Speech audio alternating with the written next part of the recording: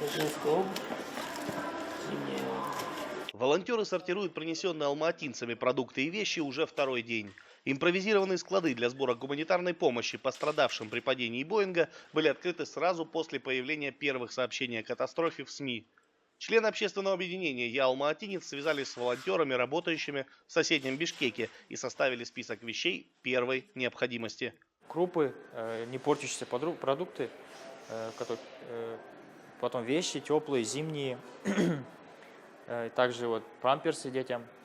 Сообщения о сборе гуманитарной помощи распространяются через социальные сети и мессенджеры. За двое суток продукты и вещи на пункты сбора принесли уже десятки алматинцев. Екатерина прочитала об акции в Инстаграме и принесла на пункт макароны, тушенку и чай. Вы первый раз участвуете в подобной акции или вы стараетесь постоянно? Нет, первый раз. Почему это вас задело постольку, что вы пришли? Ну, то, что как бы Киргизстан, вот, наши братья, вот, надо им помогать. Сауля работает неподалеку от одного из пунктов сбора. Она принесла теплые вещи для отправки пострадавшим от катастрофы соседям. Не дай бог такое, никому не желаю такое. Пусть будет все живы, здоровы, и всем будет хорошо в этой жизни, чтобы никто ни в чем не нуждался.